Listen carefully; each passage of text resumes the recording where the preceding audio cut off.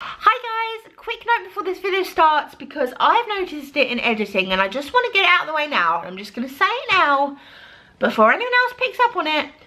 My eyebrows in this video are criminal. Like, they are so bad. They're the wrong shape, they're not plucked. I've lined them so I've got like a double winged eyebrow. They look horrific. I'm fully aware of it. Let's address it and move on and enjoy the video. And I apologise for my terrible eyebrows. Honestly, I am actually really sorry. They're so bad. Anyway, let's get into the actual video. This has been a long time coming and I really hope you enjoy it. Comment if you do and give it a thumbs up and all that good stuff. Enjoy the video. Oh, I'm really proud of this one. Enjoy it. Bye. She just wants to be beautiful. She goes.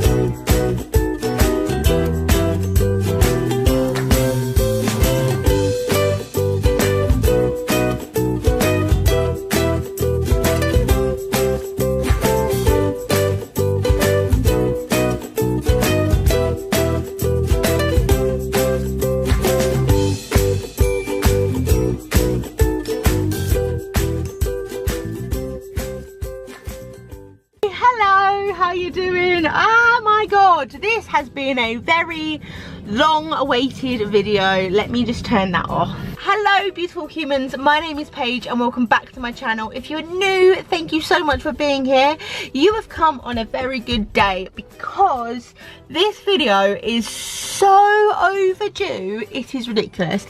It's a good day today. It's a really good day. I'm shouting very loudly. I need to calm down. I've given myself like actual earache. I'm in a good mood. The weather's nice, sort of. It's got a bit grey now and I thought my car's clean and this is a perfect day to do you a car tour. Now I know that I have taken so long in recording this.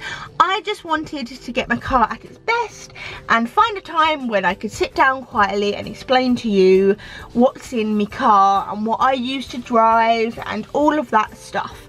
So that is what I'm going to do today. Now you may have already seen my previous vlog about my car, which is the day that I actually received it. And in that I showed you how I got in and out of my car. That can be quite a lengthy process and I'm still working out how to actually get in and out the quickest way for me. So I'm not going to add that into here. So as you can tell, I'm already in my driver's seat and I do drive from a driver's seat and not from my wheelchair. Now we'll talk through that a little bit and show you the bits at the back, but to be honest that's not the most exciting bit of this car. But if you do want to see me getting in and out of my car, then what I'll do is I'll link that vlog down below. It's one of my favourite vlogs anyway, just because it was such an amazing day. This video is definitely going to be more focused on my controls and what I use to drive the car and just my general feelings about the car as an overall kind of view. So if you are interested to see how I'll drive eventually and how my wheelchair accessible car works for me, then just keep on watching this video.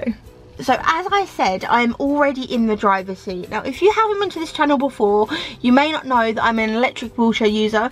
I have cerebral palsy. For this video it's important to say that my cerebral palsy affects both of my legs and the right side of my body. I can use my right arm, but the movements that I can do in it are much more limited and are much more stiff than my left hand. My left hand is what I do everything with because I have the most control over it. When we were looking at what sort of car I needed, I always knew that I wanted to drive from the driver's seat. Just because for me, that makes me feel most comfortable, I guess. And I like getting out of my wheelchair because being stuck in one chair all day can just be a bit of a pain in the arse. Both figuratively and literally. Like, I can't tell you the numb bum that I get from sitting there in that wheelchair sometimes is stupid. So any opportunity I get to transfer out of that and change position, I will take. Having quite a big wheelchair, I would have to come in the car from the back. So you saw when I got in, I have a ramp that comes down and the door opens. And that is all controlled by this little thing here. This is my remote for my ramp and my door. It's really simple. So green and red is on and off. And then you have 1, 2, 3 and 4 buttons. So it's pretty self-explanatory really. 1 is to open the boot. 2 is to put the ramp down.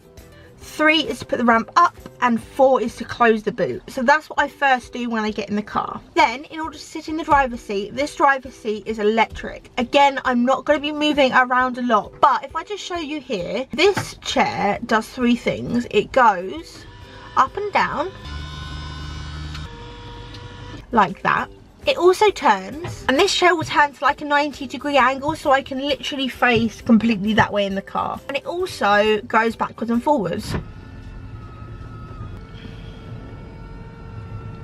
Oh bless it, it's struggling, isn't it? They are the 3 controls, and what I do is I bring the chair back, I swing it around, I transfer, I raise it up so my feet don't hit the floor, I swing it back in, and I slide my chair back in. And then I'm sitting here, and from there, this is where the exciting bit gets. So I've got like a normal seat belt and all of that gum.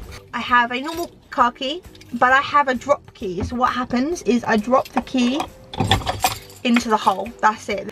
I just drop it into that hole like that. From that, I can turn the car on. So my lovely ones, this is what I'm confronted with when I'm sitting down. As you can see, it's pretty much a standard layout of a car. However, there are some extra buttons and bits like that I will show you now. The first thing I've got to do is turn the car on. And to do that, I've got these buttons here. Red one is to turn the car on. So literally you just press it. And it lights up. Holy shit. But then to turn the engine on, I can't use my feet. All of this is controlled by hand. So I have a little gear stick here, which using these buttons here, goes up and down. So if I press up, watch. Nothing happens. It's because it's already up, Paige. Sorry, if I press down, this will slide down into place. And this is what I use for acceleration and brake. So holding on to it, I push it forward to accelerate and put it back to brake. And in order to put the car on, I need to hold this yellow button in the center and pull the stick back. So let's do that. I still shit myself every time the car goes on.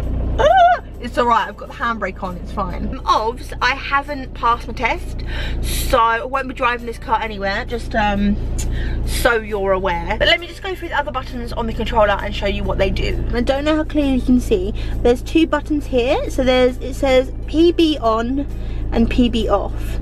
PB on is handbrake on, and PB off is obviously handbrake off. So I can literally like push the button, and it will turn it on, or turn it off. And then on the display, as if by magic, a little light will come on to tell me the handbrake is on, or tell me that it's off, which is really, really blinking handy. Let's put it back on just for my own peace of mind. So essentially that is all this little control pad does. Apart from this, which is to indicate that my chair is locked in and secure in place when I'm not in it. If I press this button, it unlocks my wheelchair. So you can see now that this has gone red and my wheelchair is unlocked, and I could move my chair out of the car. But if I don't move my chair for a period of time, it locks back like that. I should also say at this point that this car is a automatic, so I don't have to worry about changing gear. So therefore the gear stick is exactly the same as any normal car, because once it's in drive, then I don't really have to worry about it anymore, because the car does it for itself, which is really, really good. That little controller can't do everything in the car. I actually have another controller on the steering wheel, which is currently off at the moment because my mum has been driving the car. There is a little switch at the side of the car, which essentially you just switch and it turns all of these features off, and a able-bodied average driver, I guess, would be able to drive this car. But what I'm going to do is attach the little lollipop thing, and I will show you what it does. Quick note, you may have seen this little panel. This little panel here basically just tells me that all of my features, such as the braking accelerating system and the little keypad, are all working and they're all good. Now, this little lollipop doodah must be the singly most important part of my car. As you can see, it's got a little handle on it like this. If you see here, there's a little hole in the steering wheel, so you literally just slide it in, I believe. Oh, maybe not. Oh yeah, sorry, there's a button here. Ah, my fault. There's a button here, you push it in, you push it into the hole, and then you just kind of push until it clicks. And this is now on the steering wheel as like an extra component. So where I only have one hand to steer with, obviously because my other hand is doing all the accelerating and braking and all that jazz, I will hold on to this and use it to turn the steering wheel. That's how I turn the steering wheel, like so. One thing to note, which is really hard to show you, is that my steering is actually 50% lighter, just because I am using one hand. Hey boy, boy racer. I probably should stop doing that, I'm gonna fuck up the tyres. Anyway, this little doodah here controls pretty much any other thing you would have kind of around your steering wheel. So, indicators. This is full beam. My normal lights on the car are actually censored, so as soon as it gets dark, the lights will come on. The standard beam lights will automatically come on, so I don't have to worry about that. Accelerate left and right, full beam, and horn, which, come on, let's do it. It didn't work. Why didn't it work?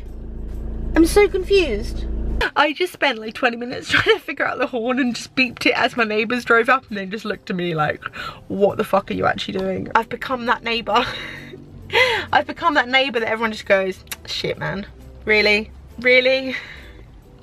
I don't want to be that neighbour. But that is what the lollipop does. I hope you found it of some interest. There is one more feature in the front that I want to show you, which I can't use because I'll get in trouble, but I can tell you what it's for, and actually it's a bloody brilliant idea. Let me show you and then let me explain to you what it is. Going back to this little pad, there is a button just in the top right hand corner which I haven't pressed yet, and I'm not going to press because it is an assist button. So if you can see on there, it says assist, and if you hold that button down for long enough, I think it's like 10 seconds, it activates this little microphone and camera that is in my car. So what that little assist button does is it links up along with the microphone and camera directly to the police department. That for me is the best thing, because as fabulous as this car is for me,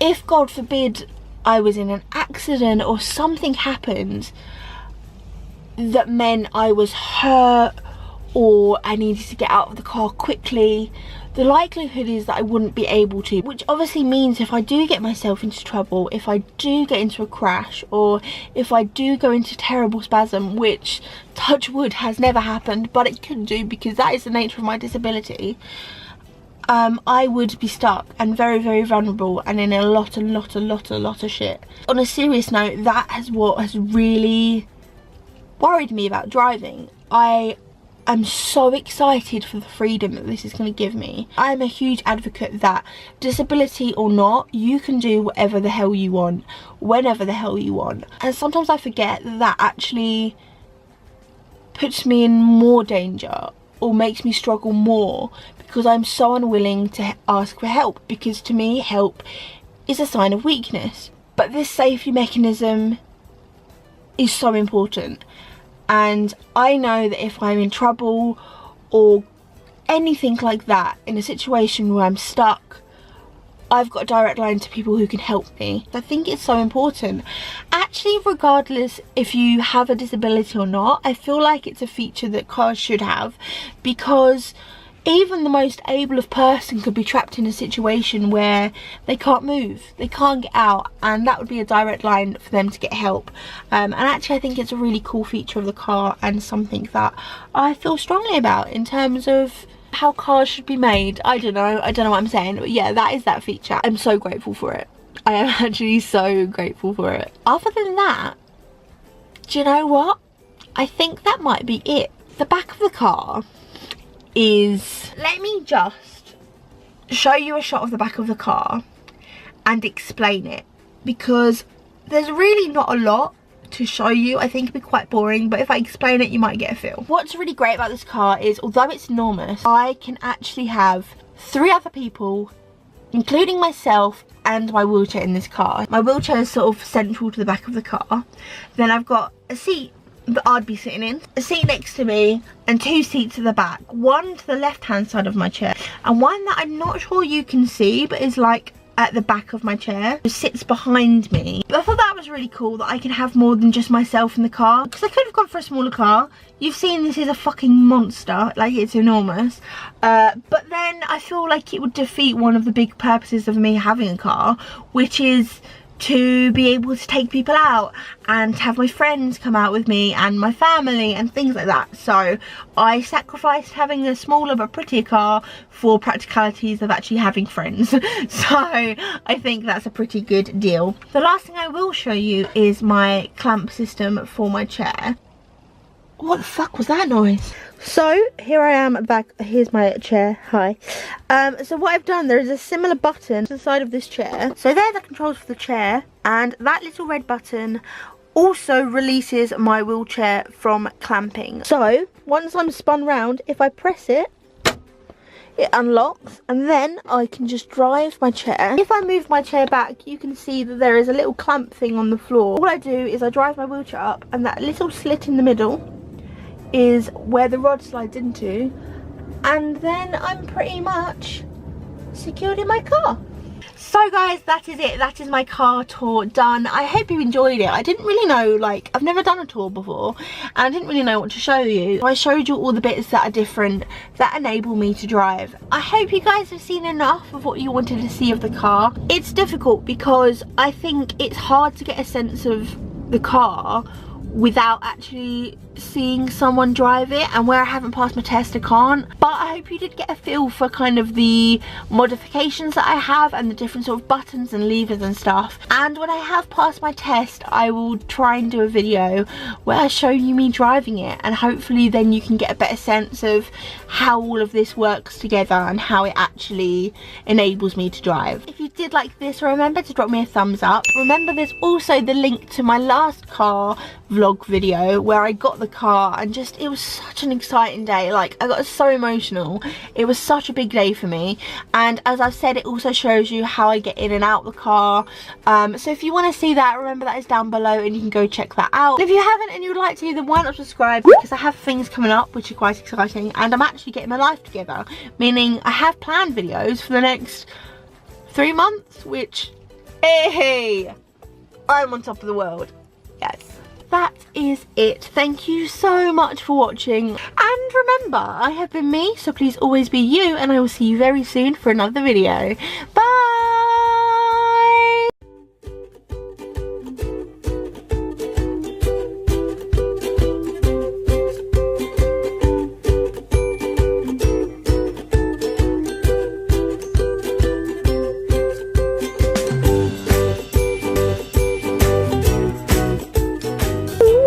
That button do?